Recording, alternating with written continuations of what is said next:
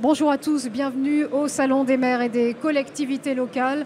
On est porte de Versailles, au cœur du parc des expositions à Paris. Et tout près de là, se trouve le quartier général de l'état-major des armées. L'occasion pour nous d'évoquer un partenariat, celui noué entre les communes et l'armée de terre. On va en parler avec vous, Stéphane Le Foll. Bonjour. Bonjour.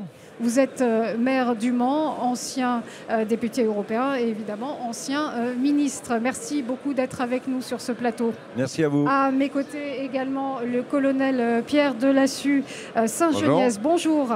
Merci d'être avec nous également. Vous êtes chef de corps du 2e régiment d'infanterie marine, le 2e RIMA comme on dit, basé dans la Sarthe, plus précisément à Champagné. C'est cela. Voilà. On va commencer d'abord par quelques détails sur cette convention. Elle a été signée il y a quelques semaines à peine entre David Lisnard, le président de l'AMF, et le général Pierre Schill, chef d'état-major de l'armée de terre. C'était le 15 octobre dernier. Alors on a envie de savoir ce qui a motivé ce partenariat. Pourquoi cette convention? Elle répond à quels besoins? Question posée à vous deux. D'abord vous, colonel Pierre Delassus. Eh bien, écoutez, d'abord, je crois que ce partenariat, il vient consolider un partenariat naturel entre l'armée de terre et les communes, d'une manière générale. L'armée de terre, ça a un ancrage territorial qui est très fort, et c'est des garnisons qui vivent au rythme des communes. Et je crois que la deuxième chose, c'est aussi l'objectif de renforcer le lien armée-nation, là où il se vit réellement, c'est-à-dire dans les communes. Stéphane Le Foll, ce maillage territorial très très fort, c'est un peu de l'armée, c'est un peu celui des communes, hein, les 36 000 communes. Oui, mais je pense que pour deux choses. D'abord, historiquement, les casernes étaient dans les villes. On est passé à des positionnements de l'armée à l'extérieur des villes. C'est le cas pour Le Mans, qui avait 3 casernes à l'intérieur de la ville. Et aujourd'hui, vous l'avez rappelé, c'est sur la métropole, à Champagné, le camp d'Auvour. Mais le lien est resté très fort. Un régiment est attaché à sa ville parce que ça fait partie de l'histoire. Ça fait partie aussi de la présence de l'armée dans la ville. On a l'occasion à chaque cérémonie de voir les marsouins du 2e RIMA participer à ces cérémonies.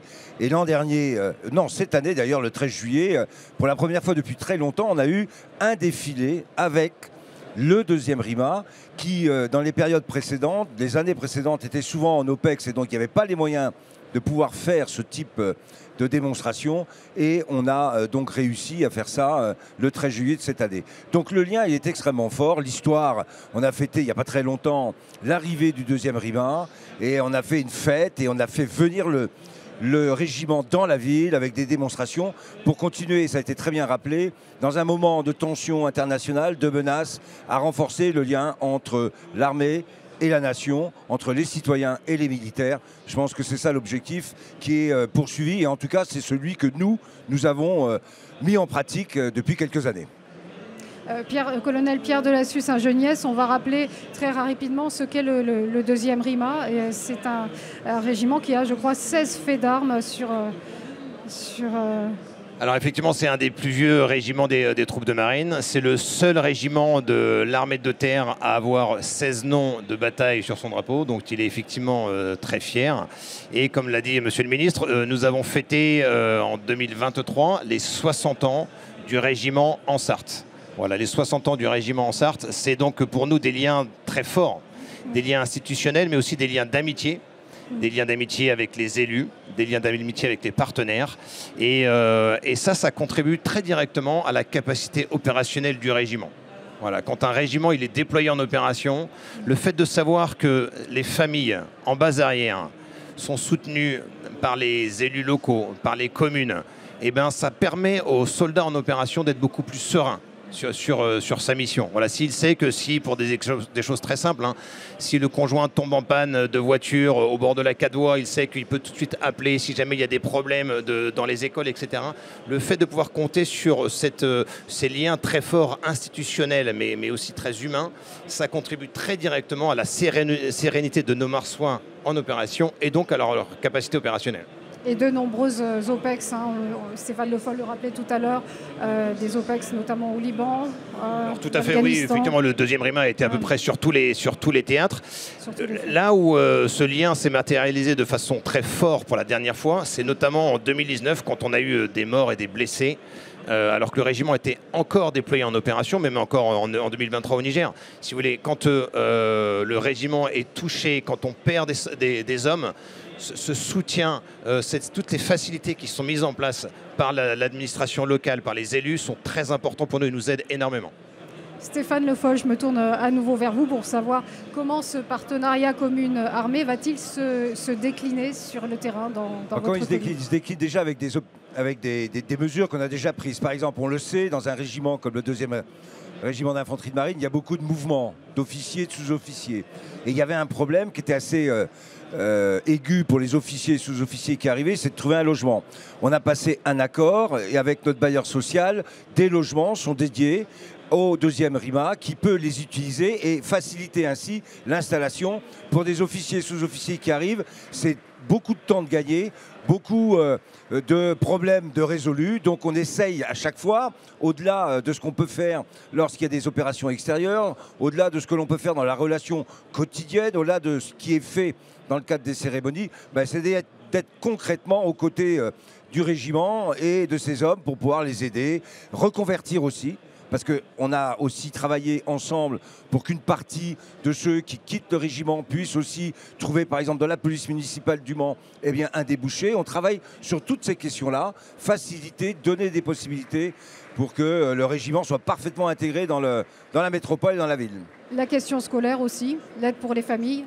L'aide pour les familles, la question scolaire, bien sûr. Alors, on est sur la ville de Champagné pour certains, on est sur Le Mans pour d'autres. Chacun scolarise ses enfants, ils sont accueillis à chaque fois avec beaucoup d'enthousiasme. Vous savez, aujourd'hui, en plus, dans les problèmes démographiques qu'on a, la présence d'un régiment comme celui du 2e RIMA aujourd'hui, qui a vu ses effectifs même s'accroître et puis sa présence se renforcer, non, c'est un élément très important de l'équilibre, de la structure d'une ville et surtout du lien qu'on doit tisser et montrer entre l'armée et les citoyens qui vivent dans chacun des territoires. J'imagine que c'est comme ça un peu partout, mais nous, en tout cas, on y attache beaucoup d'importance.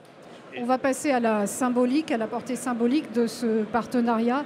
Je me tourne vers vous, colonel Pierre Delassue, Saint-Geniès. Que représente cette convention pour vous en tant que chef de corps ? Écoutez, déjà, pour moi, l'armée de terre, c'est l'armée des territoires.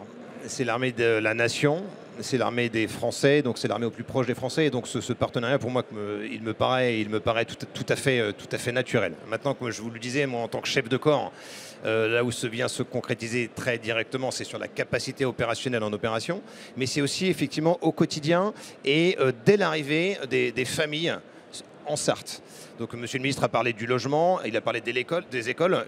Moi j'ai aussi une préoccupation sur l'emploi des conjoints. Voilà, et donc tous ces liens vont beaucoup nous aider à trouver des emplois pour nos conjoints. Et donc faciliter l'emploi des conjoints, c'est rendre plus attractif le régiment. Ensuite, il y a aussi donc la partie reconversion, mais il y a la partie recrutement. Un régiment comme le 2e RIMA, il recrute plus de 150, en moyenne 160 soldats par an. Voilà. Et puis après, le recrutement dans la réserve. Vous voyez, le 2e RIMA, c'est plus de 300 réservistes. Donc pour toutes ces choses-là, ces liens institutionnels très forts, ils sont très importants et ils nous aident. Et on a par exemple, le régiment fait partie du club des entreprises de Champagné, qui est un club très dynamique et dans lequel on partage énormément de choses. Dans tous ces domaines-là. Après, je crois qu'au quotidien, on a aussi des liens sur la jeunesse, par exemple. Nous aussi, on a une préoccupation pour former la jeunesse. On a aussi des préoccupations sur tout ce qui est devoir de mémoire, sur tout ce qui est cérémonie. Vous voyez, pour toutes ces choses-là, même sur l'aspect résilience, par exemple. En cas d'insécurité, vous voyez, ces liens entre l'institution et le régiment vont beaucoup nous aider. Et justement, sur ce lien, y a-t-il une vraie complicité d'hommes entre le chef de corps et le maire ? Alors, il y a une vraie complicité. Posez à vous deux. Il y a une vraie complicité, comme je vous le disais, parce que je pense qu'il y a des vrais liens d'amitié. Il y a aussi une structure qui est une structure existante dans tous les départements. C'est que dans chaque département, vous avez un délégué militaire départemental qui est le conseiller qui représente les armées dans le département auprès du préfet. Vous avez après dans chaque mairie des correspondants défense Le CORDEF. Le CORDEF, voilà, ça, les CORDEF exactement, dont notre ministre veut d'ailleurs justement valoriser l'impact et le travail, nous l'a bien redit hier soir, voilà, qui sont très importants, que vous avez normalement dans chaque commune. Voilà, donc vous avez cette structure qui est là, qui, pour nous militaires, va nous aider à mieux comprendre les besoins des élus, et je pense aussi pour les maires, pour les élus locaux, de voir un peu comment fonctionne l'armée et qu'est-ce que nous, on peut apporter dans nos domaines d'expertise qui sont bien évidemment la sécurité, mais là aussi la résilience, etc. Je vais reposer à Stéphane Le Foll la question sur la portée symbolique de ce partenariat. Comment vous le voyez? Ouais, ce qu'on a dit est assez clair. D'abord, il y a des liens d'amitié directs. Donc ça, les hommes et leur capacité à se rencontrer et à porter des projets communs, ça dépend aussi de l'envie des uns et des autres. Il se trouve que dans ma jeunesse, j'ai été au 1er régiment d'infanterie de marine, donc je suis un marsouin, donc je connais un peu les marsouins et ça s'est très vite, ça a permis très vite d'avoir des liens et des liens d'amitié, c'est très clair. Ensuite, la portée symbolique, il y a une signature à l'échelle nationale, mais ce qui est important, c'est la déclinaison. Et cette déclinaison, elle doit être laissée aussi, et ça je pense que ça fait partie des grands débats qu'il doit y avoir à l'échelle nationale, elle doit être laissée aussi aux communes, aux métropoles, dans la manière dont elles vont engager et développer des relations.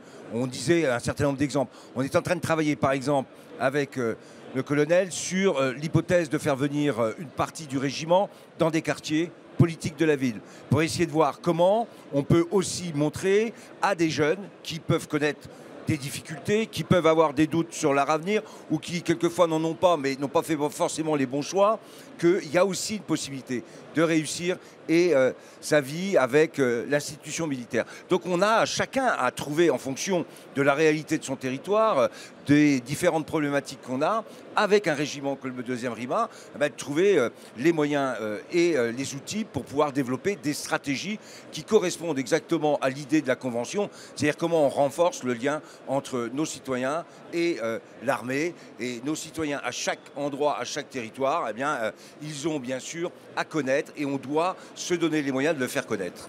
Alors, on a envie de savoir quelles sont vos convergences communes entre armée de terre et collectivité. Qu'est-ce qui vous rassemble?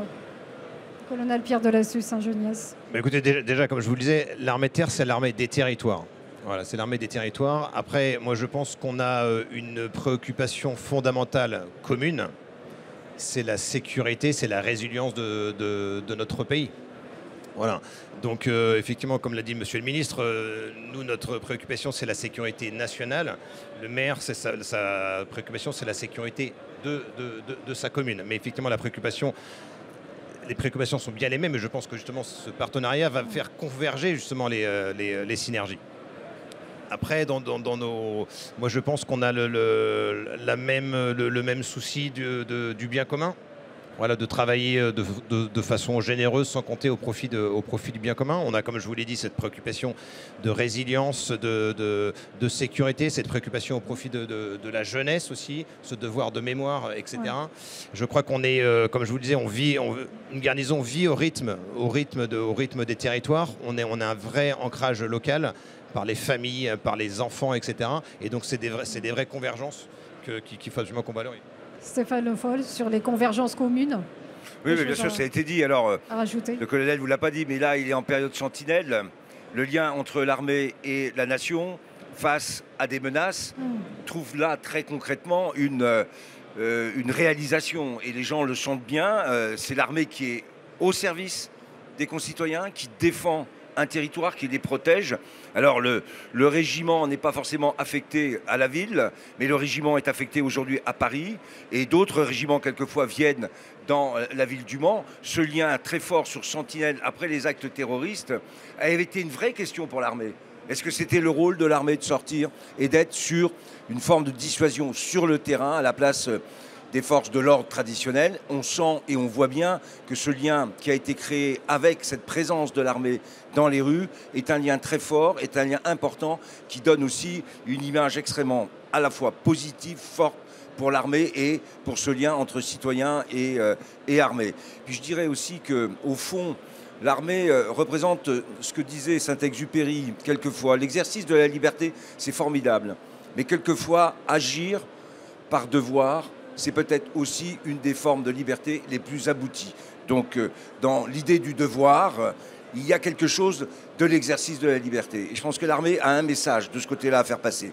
Voilà, moi, ce que je pourrais dire. Et globalement, me satisfaire que l'AMF a relayé avec ce grand contrat des choses qui se font déjà et ça va permettre de continuer à les développer. On aura terminé donc avec cette citation d'André Saint-Exupéry. Merci beaucoup, Antoine de Saint-Exupéry. Pardon, Antoine. Merci beaucoup à vous deux de nous avoir accompagnés sur ce salon des maires et des collectivités locales. Bon salon à vous et à très bientôt sur notre antenne.